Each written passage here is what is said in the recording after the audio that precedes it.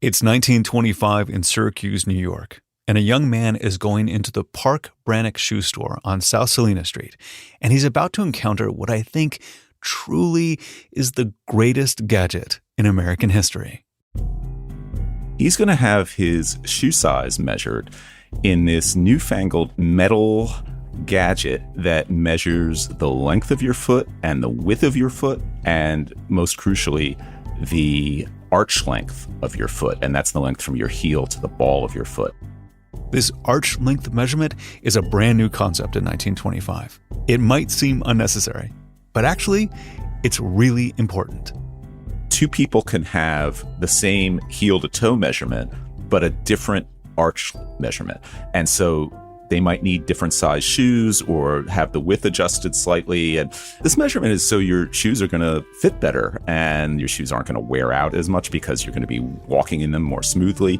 And nothing like that had ever been devised before. And it basically revolutionized shoe size fitting. So this metal thing that measures the length and width and arch of a foot, it has a name. What is this thing called? It's called a Brannock Device. The Brannock Device. You probably stepped into one of these at some point in your life, most likely when you were a child. I remember going to the shoe store when I was a kid, and of course, I was excited to get a new pair of shoes, but I was maybe more excited at the opportunity to use the Brannock Device. I loved the cool touch of the metal, the slide of the knobs, the sturdiness of the device. It was a pleasing experience, and it stayed with me. I can tell you, from me, it definitely made an impression when I was a kid, and I'm pretty sure from having talked to a lot of people, I think that is a common memory that people have, that it's a nostalgic, fun memory of going to the shoe store, and also that this object, this device, seemed very specialized and official, and you felt like you were in this adult world as a child. Yeah. You were taken seriously, like in a way you were kind of cared for. Yes. It seems very professional, very official. And the Brannock Device really is good for only one thing, but it's the perfect example of that thing, right, in terms of measuring the foot. So it's this singularly focused product. Similarly, Charles Brannock was a very singularly focused guy. He named his invention after himself, the Brannock Device, then founded a company to manufacture it that he named after the device, the Brannock Device Company. And he never invented anything else. But it's not just the device or the inventor that draws me to this object. Over the last 100 years, the American financial system has become increasingly complicated and opaque. Companies are designed to benefit shareholders, not consumers or workers. And the average person doesn't really understand how all the money flows. Compare that to the Brannock Device and its simple business model, which remains almost unchanged for a century. The Brannock Device has no brand extensions, as they would say now, and there's no venture capital. It's a very simple operation, and people can wrap their head around that, and there's something satisfying about that. From 99% Invisible and BBC Studios, this is a history of the United States in 100 objects. I'm Roman Mars. Today, the Brannock Device, a perfect device in an imperfect world. How this object came to be, how it has endured, and just how much business in America has changed.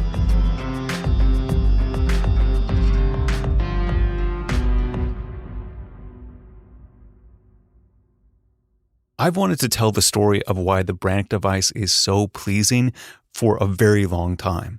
And when I decided to do it, there was only one person I could call. My name is Paul Lukas, and I'm a journalist, and I specialize in writing about things that other people either don't notice or take for granted. Paul published an all-time great zine on these types of objects back in the 90s called Beer Frame. He also runs a blog devoted to the minutia of sports uniforms called UniWatch. Today, he writes a newsletter on Substack called Inconspicuous Consumption. And the Brannock Device has always seemed to me to be prototypically, classically inconspicuous. Pretty much everyone knows what it is. I think it's fair to say there's probably nobody listening to this podcast episode right now whose foot has not been in a Brannock Device at some point. It's pretty much a universal touchstone in our culture. and yet nobody knows what it's called, or almost nobody. So that means it is simultaneously ubiquitous and anonymous. Paul's obsession with the Brannock device began in 1992 when he read an obituary for the inventor. That was the first time he connected a name to the object, and it happened around the same time he was developing his beat. It was sort of a perfect confluence of an impulse I had with the ultimate example of that impulse, because I've never come across anything else that really can supplant the Brannock device as my North Star. And over the years, I've written a lot about it. I even have a tattoo of it, which I realize may seem like a bit much, but it's my ultimate object. The inventor's name was Charles Brannock. He was born in 1903 in Syracuse, New York. Charles Brannock had shoes and shoe sales in his blood, you might say. His father co-owned the Park Brannock shoe store, the one from the beginning of the story. Charles worked there while he was in high school. It occurred to him that there was a need for better shoe sizing, that a lot of people complained that their shoes didn't fit properly or they were uncomfortable. The other devices of the time were just glorified yardsticks that measured only length, or just length and width if you turned it sideways. Nothing measured that critical dimension of arch length. And so while he was in college in his early 20s at Syracuse University, he sort of had an impulse to try to create such a device. And his college roommate would recall that he would wake up in the middle of the night, 2 or 3 in the morning, and there was Charlie Brannock sitting at a desk with the light on, scribbling notes and making drawings. And his roommate would say, "What are you doing? You're keeping me up at night." And Charlie would say, "I had an idea for the invention. I'm working on this thing and I have to write it down or I might forget." So that thing that he comes up with, the Brannock device, could you describe it? You have one next to you. Of course you do. So it's a metal object. It has 2 sort of cupped areas, one at each end, and that's so you can put your heel to measure 1 foot in this sort of cupped receptacle, and then turn the Brannock device around to do the other foot. It has 1 sliding piece that moves backward and forward to measure the width of your foot, and then it has another sliding piece to measure your arch length, and then it has yet another sliding piece for the length of your foot. So it's metal. The one I'm holding is made of aluminum, which has been the case for decades now. They've been made out of aluminum. I believe the early ones were made of steel, and it feels solid but not too heavy. And I don't know how else to say this. It just looks like it knows what it's doing. It looks so official and professional, and it has so many calibrations and numbers on it. I mean, that could just be nonsense, right? You could just put a lot of ruled lines and numerals on things and just make it seem like a thermometer or a barometer or something like that. But it has this feel of a finely tuned, finely calibrated instrument, and it is. It's hard to pin down the exact birth date of the Brannock device, but Paul says an early version was definitely in use by 1925. And again, that was really the point. Charles Brannock invented this not to be an industry tool, but to give his family's shoe store a competitive sales advantage. But other stores did take notice, and soon there was demand from other outlets, not just in Syracuse, but out of town, around the country. So Brannock filed a patent that wouldn't be granted until 1928. But in the meantime, he got busy. He initially thought he would just need a handful of prototypes to use at his family's store. But now that there was a demand, he needed to create a company. And so he launched the Brannock Device Company in Syracuse to manufacture these things. It's almost a quaint idea of how invention works. Charles Brannock saw a need, he made a thing, and people wanted it. So Brannock manufactured more and sold them to people who needed them. And as demand grew, the Brannock Company grew with it. Well, let's put it this way. If it was launched in Syracuse in 1925, by 1929, international sales were starting. Okay, so not just around the country, but around the world, or at least across the ocean in Europe. So that's a pretty big deal. Charles Brannock developed a junior model because kids' feet are not just smaller than adult feet, they're proportioned differently. Brannock took his role in shoe fitting very seriously. He had this quote early in his Brannock career where he said, "The shoe salesman, like a doctor, has a distinct responsibility to his customers. A mistake in the fitting of a shoe, particularly a child's, can easily endanger a person's health. The misfitted feet of today are the crippled feet of tomorrow." The junior model came out in 1933, and that same year, Brannock got his big break. A United States Navy ship's captain noticed that his sailors were complaining a lot of ill-fitting shoes. So he knew of the Brannock device. It's not clear if he was from Syracuse or, if he had just encountered it at another shoe store. And he had his sailors, when they were docked somewhere, refitted with a Brannock device. And he was so happy with the results because his sailors were no longer complaining that he wrote an article in the July 1933 issue of a publication called United States Naval Institute Proceedings, where he described how the Brannock device had eliminated foot troubles aboard his ship. Charles Brannock heard about the article, and ever the believer in his own invention, he sent copies of it to important people around the armed forces. Pretty soon, most branches of the U.S. military were using Brannock devices to outfit their service members. Then, on December 7th, 1941, Japan attacked Pearl Harbor, and the U.S. entered World War II. Suddenly, there's a huge demand because there's a huge surge in enlistment in the U.S. Armed Forces, and the military wants Brannock devices because they need to fit all these people. And Brannock makes a modification.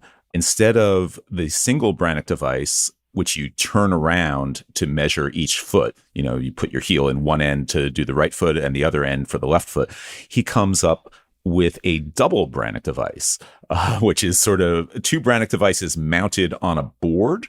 And I actually have one of these that was made for the Air Force. And the idea is that if you have all these new enlistees and they're sort of marching through getting fitted for uniforms and you're giving them their crew cut and all that, so that they can, go off to war, you can't waste time turning the device around. Of course not. And so you have this double Brannock device so that they can have both feet measured simultaneously, and it's more efficient. It's faster. I mean, there's like an old, I don't know where this comes from, some general that says like an army marches on its stomach, like meaning that you have to keep the troops well fed. But the truth is that armies march on their feet. Yeah, like your boots and your shoes. It's a big deal. And I like to say that's how Charles Brannock helped defeat fascism. It's literally true. He had a role in U.S. military preparedness and the call to action.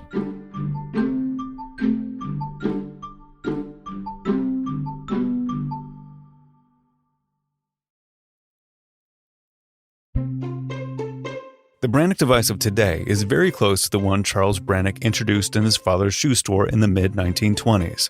He did make small refinements over the years, but nothing major. And he didn't really need to make many changes because the Brannock device was what we would now call a category killer. That term didn't exist back in his day, but it essentially wiped out the competition. Nobody ever seriously challenged it. And it really was and still is the gold standard. There are Brannock device copycats out there. The patent expired decades ago, so there's nothing the company can do. These imitations are made abroad in places where materials and labor are cheaper. But they're also made more cheaply. If you were at a shoe store and saw a knockoff Brannock, especially if it was more than a few years old, you could see the difference in terms of like the fixtures and the fittings just aren't as nicely calibrated. It's not as well made. Charles Brannock died in 1992 at the age of 89. He was a lifelong bachelor, married only to his invention, and he never invented anything else. It's really interesting to me. So many inventors, they get the bug to invent something and they just keep going. Charles Brannock kind of nailed it on the first shot. He was only in his 20s, his early 20s, and it was one and done. Brannock had no children and no succession plan. But keeping in line with their founder's values, the company made a very unusual decision about how to move forward. They set a fixed price for the sale of the company, and they asked potential buyers to make their case. One requirement was that the new owner had a promise to keep manufacturing in Syracuse for at least 5 years. was almost like a job application. Like, who is worthy to become the steward of this iconic American product? American manufacturing had been on the decline since the 1980s, so this requirement wasn't just unusual. It was making a statement. The Brannock Device Company was saying that a sustainable American-made product is still possible. And the plan worked. Half a dozen people applied to buy the company, most of them from the shoe industry. But there was this one guy named Salvador Leonardi.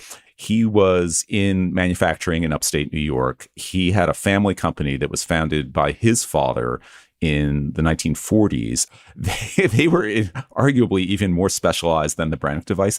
They made these metal frames for purses and handbags. Like, if you can imagine how a handbag opens and closes, the sort of metal frame around the flaps, that's what they made. A clutch purse style. I guess that's really satisfying snap when it comes together like a clamshell. Exactly. But Sal Leonardi wanted to go into business for himself, sort of have his own business, something that he could call his own. And he thought, this is the perfect thing I can do. Sal Leonardi eventually passed the company down to his son-in-law, Tim Follett. And both men really seem to embody what makes the Brannock Device special. They are very low-key, kind of not flashy people. And I don't mean that in a negative way. On the contrary, they really believe that if you make a quality product, it speaks for itself. Yeah. And I've interviewed them and known them for a while now. And they believe strongly in the idea of you make it better, not faster. You use good materials, you hire good people, and they are not sort of publicity seekers. And I think there's a lot to be said for that. It seems almost inconceivable in today's marketplace of influencers and social media and all the rest, where everything is hype, and the attention economy and all of that. That is not how the Brannock Device has been promoted. Yeah. I mean, it's captured your attention, certainly, but it has not captured anyone else's attention. The Brannock Device has captured my attention, too. And there's one story about the Brannock Device Company that I think encapsulates my fascination with this object, both the design and what it says about business. About 20 years ago, current Brannock president Tim Follett saw an opportunity. The discount chain Payless Shoe Source had started introducing foot measuring devices into their stores for the first time. Here's Tim. And they were considering the knockoffs. But these knockoffs weren't very good. They are poor quality. Matter of fact, some of them send a little screwdriver with them and an extra screw. I don't know how you could be an owner of any establishment and, it's like getting your car with an extra transmission. And as a brand that relied on selling a large volume of cheap shoes, Tim knew that Payless needed a device that would stand up to abuse. So I went to a local mall and I took a bunch of brand new devices, and they actually had some knockoffs in the mall. So I traded with the manager. I took the old broken ones and gave him some of ours. Tim took those knockoff Brannock devices home, figured out who at Payless headquarters was in charge of purchasing them, and sent him the broken devices. And I said, if you buy the knockoffs, this is what you're buying. And I said, in 5 years, this is what your store is going to be filled with. And that reflects poorly on your store. It's like going into a restaurant, nice restaurant, and having broken chairs. It worked. We ended up getting all of Payless's business for many, many years as an investment. But you won't find a Brannock device in a Payless these days because there are no Payless stores anymore. Yeah, they went out of business. Payless went bankrupt in 2019 for a lot of reasons. Mall traffic had plummeted. They had a hard time competing with online companies like Zappos. But there's something else that contributed to the downfall of Payless, a trend that's been growing in the American financial system since the 1980s. Private equity. Here's where I'm going to go on a bit of a digression, but I assure you I'll eventually tie it back to the beautiful simplicity of the Brannock device in the Brannock Device Company. You may have heard private equity linked to the fight over Taylor Swift's Masters, or you might remember that 2012 presidential candidate Mitt Romney had been the CEO of a private equity firm called Bain Capital. And private equity encompasses a lot of things. But what most people mean when they talk about it is something called a leveraged buyout. Here's the basic idea. A private equity firm identifies a company that they want to buy, and they get a sale price for that company. But the key here is that the private equity firm pays only a portion of that sale price, usually between 10 and 30%. The rest of the sale is covered by a loan from a bank. So in that way, it's kind of like a home mortgage, except with a leveraged buyout, the company being bought is taking on the debt of the loan. They're the ones incurring the risk. Private equity firms pick companies they feel have steady revenue, but room for improvement. The firm installs their own leadership to restructure the business, and the goal is to make the company stronger and to sell it again at a profit. But often, the restructuring means layoffs and other big cuts, and taking a company and saddling them with a ton of debt right away can make these turnarounds really difficult, especially if the company is already struggling. Toys R Us, Joann's Fabrics, Sports Authority, Radio Shack, all these companies and their employees are victims of leveraged buyouts. And then there's Payless. In 2012, a group of private equity firms purchased Payless for $2 billion. They saw an opportunity to modernize a legacy chain. Payless was turning a profit under this new ownership, but that wasn't enough. Private equity firms want to make money for their investors, not just when they sell the company down the line, but they want to make money right away. So Payless had to pay dividends to their new shareholders, which ended up erasing all the profits they made. Any money that could have gone to their workers or passed along to the consumers in the form of better products or cheaper prices went straight to the investors. This was the beginning of the end for Payless. Payless filed for bankruptcy in 2019. They closed all their U.S. stores. They laid off thousands of workers in those stores and hundreds more in the company's Kansas headquarters. Compare that to the Brannock Device company. You don't have to have a huge product line. You make this one thing, you specialize in it, you're good at it, you know, people know you for it, your customers keep coming back to you for it, and it puts food on the table for you and your employees. The invention of the Brannock Device and the company's consistent production of a quality product that could stand up to years of use and abuse in a shoe store, and their commitment to making that product in the U.S., in Syracuse, New York, a commitment so strong that it transcended the life of the founder, Charles Brannock. And even that they didn't sell to the highest bidder, Yeah. That they weren't just trying to milk this product or this estate, for the highest price they could get.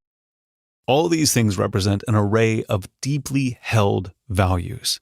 Dare I say, American values.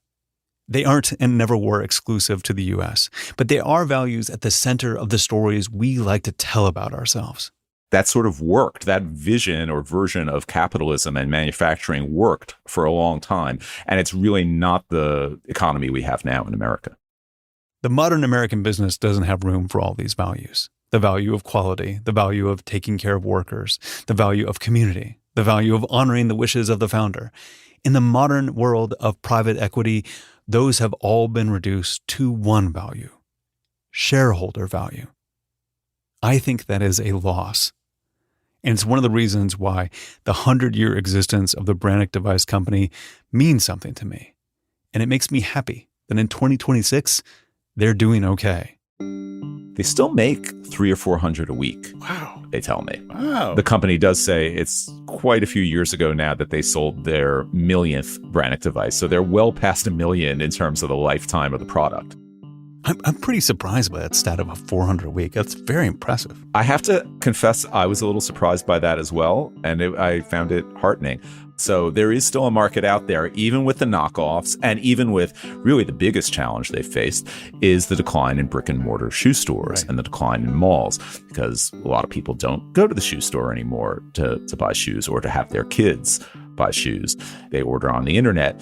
But in a nice, another one of these sort of parallel developments, just as shoe sales have moved from brick and mortar to the internet, Brannock sales have also moved from the shoe store to the internet. Yes, you can be like Paul and have your very own Brannock device. And they say that direct-to-consumer sales are now part of their business. And that was something that was unheard of in Charlie Brannock's day. He was selling only wholesale to shoe stores. So that's an interesting thing. That I like the thought that, some people now have Brannock devices in their home. And that's kind of a nice thing to see. I think it's nice too. This object, essentially unchanged, without corporate backing, endures, not because it changed with the times, but because it is still the best at what it does. And maybe it'll keep being the best, even after most of us are long gone. It'll be this exemplar of competency, as evidenced by visionary director George Miller. In the 2015 film Mad Max Fury Road, Furiosa's rig uses a Brannock device as an improvised gas pedal. There are several close-up shots of the foot, depressing this Brannock device that powers the rig. And I thought that was kind of ingenious. It's so cool because it's a testament to the fact that these things are so well made and that they last through the apocalypse and will serve as the gas pedal. Exactly. To the future. The indestructible Brannock device, the thing that's going to, as you say, survive the apocalypse.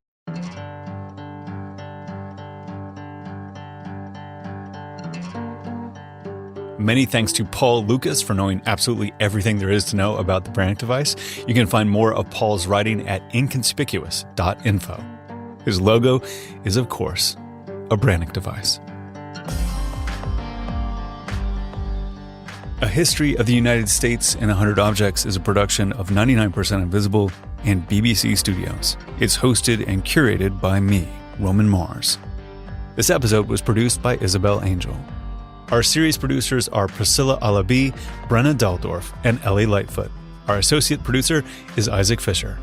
This series was edited by Annie Brown and Courtney Harrell. Mixing by Charlie Brandon King. Fact-checking by Amy Bracken. Our theme song is by Swan Real. From 99% Invisible, our executive producer is Kathy Tu. From BBC Studios, our executive producers are Annie Brown and Courtney Harrell. Our production coordinator is Shan Pillay. And the production manager is Mabel Finnegan-Wright. Artwork by Stephen Lawrence. 99% Invisible is part of the SiriusXM podcast family, headquartered in beautiful, uptown, Oakland, California. And BBC Studios is headquartered in beautiful, White City, West London.